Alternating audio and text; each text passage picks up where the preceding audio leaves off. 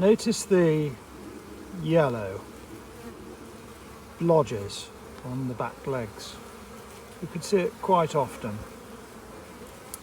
I can't magnify the screen any larger, so we'll just need to look carefully. But it's not a one-off. Each colony has the same. Look here. Look, you could see quite clearly that there's a significant amount of pollen being brought in. And the same here. Very easy to see these bright yellow. And across each of the hives, lots of activity. It's Wednesday the 25th of September. It's coming up to maybe 2 o'clock. And I've just fed each of the hives with sugar syrup. And this is how the bees are. So you could say, well, they're like this because I've been into the hive and I've disturbed them, if you want to use that term, and they are reacting to my presence by coming out to say, who are you and what are you doing? And that's not the case. If, as you're walking around wherever you live or at work or countryside walk, and you look up in the trees, you will see that the ivy is now in bloom. And what we're seeing here on each of these colonies is a frantic dash to get as much of that ivy pollen and as much of that ivy nectar into the colonies. The last significant access to pollen and nectar was when I reported that the airfield was covered in it. In fact, I incorrectly reported and just said one part of the airfield.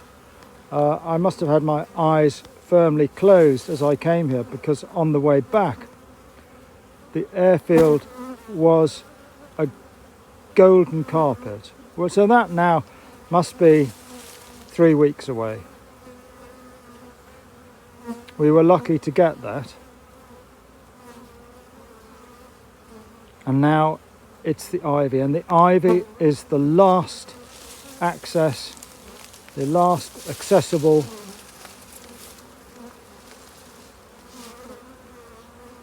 plant that will have both nectar and pollen.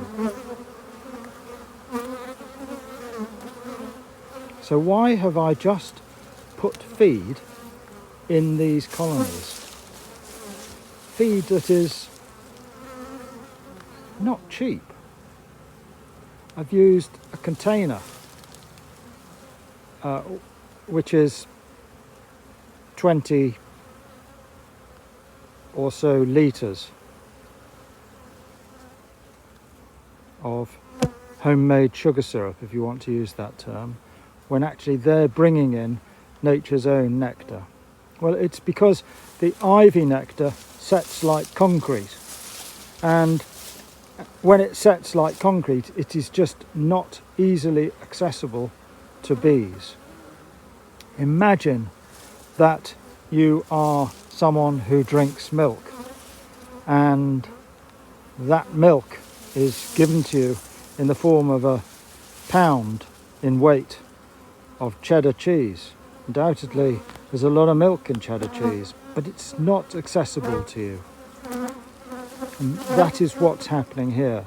The bees enthusiastically bring the pollen in, and the pollen is good pollen and will be available to them from now until the next source, which will be sometime in probably maybe late February, but probably March.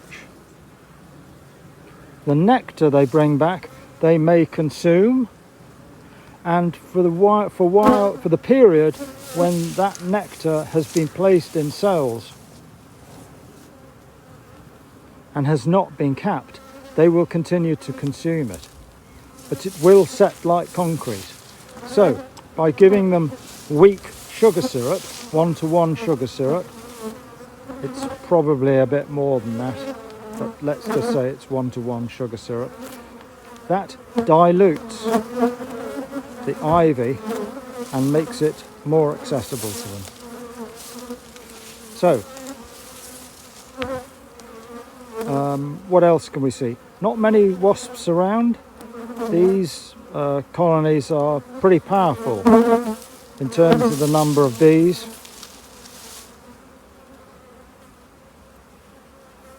It's warm.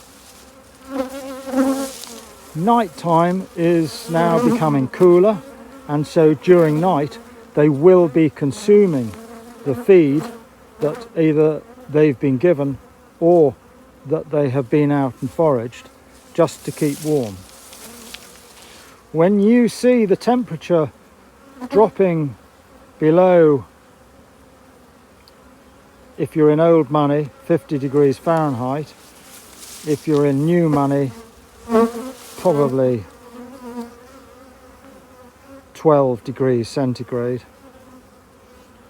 that's the time when they will no longer be able to take syrup, because the syrup will be too cold for them. And that is the time when they will be unable to dry the syrup, to dehydrate the syrup for storage. So here we go, Wednesday the 25th of September, and clearly a good day is being had by all. Spare a thought for the bees when it's pouring down with rain because they can't fly. Imagine a bee being hit by a raindrop. So they are stuck indoors.